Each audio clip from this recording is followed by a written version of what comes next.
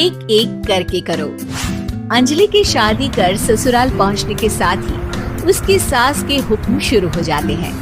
हो गई शादी, बस मौज खत्म। कल से जल्दी उठकर काम पर लग जाना है। अरे माँ आज ही यहाँ आई है, इसे सब समझने के लिए कुछ दिन तो दो। मेरे और बहू के बीच की बात है, तू घर के मामले में ना बोलियो। इस पर जतिन वहाँ से अपने कमरे में चला जाता है और सास अंजलि को काम की लिस्ट सुनाने लगती है। सुबह पहले घर की सफाई करनी है, फिर कपड़े धोने हैं, साथ में खाना भी बनाना है। एक की वजह से दूसरा काम रुकना नहीं चाहिए है। जी मम्मी जी ठीक है। ये कहकर अंजलि अपने कमरे में चली जाती है। अंजलि, मम्मी हमेशा बोलती थी बहू आएगी तो उनका काम हल्का होगा, पर मुझे नहीं पता था कि वो काम हल्का करने की जगह टाल ही देंगी। कुछ नहीं होता, ये सब मैं अपने घर में भी तो करती थी, मुझे आदत है, कोई दिक्कत नहीं होगी। ठीक है, पर अगर कुछ हो तो बता देना।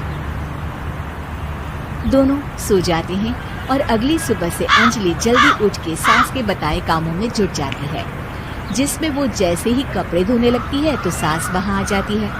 अरे सुनो, ये कपड़े ऐसे नहीं धुलेंगे, सबको डिवाइड कर फिर एक एक करके अलग अलग धोने हैं। क्या एक एक कपड़ा अलग करके? एक बार में सुनाई नहीं देता क्या? वही बोला है मैंने, लग जाओ काम पर हैं?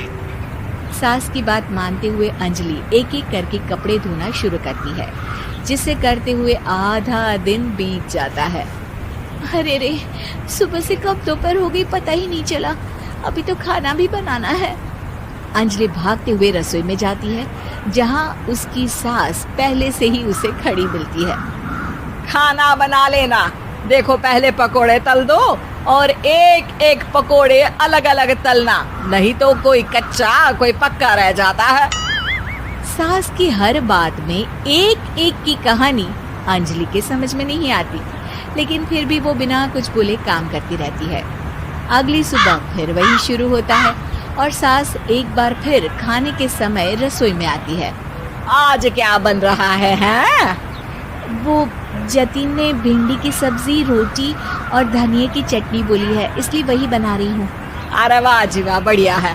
पर भिंडी एक एक करके धोना, फिर टोवेल से पोंछकर एक एक करके ही काटना, साथ ही धनिया की पत्ती भी एक एक करके ही धोना।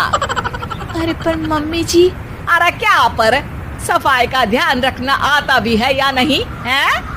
मैं ये सब सबकी हेल्थ के लिए ही तो कर रही हूँ ना, और तुम अर पर करती रहती हो हैं? सास की बातें सुन अंजलि हैरान रह जाती है।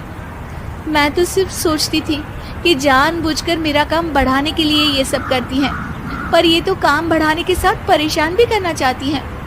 मैंने इनकी कौन सी बहस खोल दी जो इतनी दुश्मनी निकाल रही हैं? अब क्या करूं? अब अंजलि सास की बातों और हरकतों के बीच फंस जाती है। काम के लिए मना भी नहीं कर सकती, नहीं तो जाने कौन सा ड्रामा खड़ा कर दे। पर अंजलि, तुझे कुछ तो करना पड़ेगा। इतनी देर में जतिन भी वहां आ जाता है। अरे कौन ड्रामा खड़ा कर रहा है और क्या करना पड़ेगा? जतिन की बात सुन अंजलि सोच में पड़ जाती है। इन्हें सच बताऊं या नहीं? पर अगर ये गुस्सा हो गए तो? वैसे भी अपनी माँ से बहुत प्यार करते हैं, फिर उनके खिलाफ कुछ सुन कैसे लेंगे? अंजलि ये सब सोच ही रही होती है कि जतिन फिर बोलता है। अरे क्या हुआ, कहाँ खो गई? अरे नहीं कुछ नहीं, वो मैं टीवी सीरियल के बारे में सोच रही थी। यहाँ और कौन ड्रामा करेगा? अरे तुम भी ना, चलो मैं चलता हूँ। इसके बाद कुछ दिनों तक अंजलि सास को सबक सिखाने के लिए अलग अलग प्लान सोचती रहती है, पर उसे सास के एक एक करके काम करवाने की आदत बंद करने का कोई तोड़ नहीं मिलता। अगर ऐसे ही चलता रहा तो कहीं मैं एक दिन अपने सिर के बालों को भी एक एक करके सुलझना ना शुरू कर दूं। पगली हो गई है क्या? अकेले में क्या बड़बड़ किए जा रही हो? वैसे आज खाने में क्या है? आलू की सब्जी। तो फिर आलू को अच्छे से काट कर उसके कटे हुए कपड़ों को एक एक करके ही धोना है। बिल्कुल, इसे कैसे भूल सकती हूँ। मेरे जी का जंजाल। अरे बातें कम काम ज्यादा हैं। अंजलि एक बार फिर सास के कहे अनुसार काम करने लग जाती है, जिसमें सब्जी बनाते हुए उसके दिमाग में एक आइडिया आता है और वो सास को आवाज लगाती है, मम्मी जी सुनिए जरा इधर तो आना। अंजलि की आवाज सुन सास रसोई में आती है। अरे क्या हुआ, क्यों गला फाड़ कर चिल्ला रही हो? कुछ नहीं, वो सुबह कपड़े धोने की जल्दी में नहाई नहीं थी और अब शाम की पूजा भी करनी है, तो आप जरा सब्जी देख लीजिए ना, तब तक मैं नहा कर आती हूँ। अंजलि सास को रसोई में छोड़कर नहाने चली जाती है। इसी तरह देखते देखते 4 घंटे बीत जाते हैं, लेकिन अंजलि बाथरूम से बाहर ही नहीं निकलती, जिसे देख सास उसे आवाज लगाती है। अरे बाथरूम में ही समाधि लगा ली क्या? यहाँ सब्जी बनकर ठंडी भी हो गई और अभी तक तेरा नहाना खत्म नहीं हुआ। मम्मी जी जैसे आप कहती हैं ना, मैं वैसे ही एक एक करके अपने बाल शैम्पू कर रही हूँ। तो अभी 3 घंटे और लगेंगे, तब तक काम और जतिन को खाना सर्व करना आप संभाल लेना।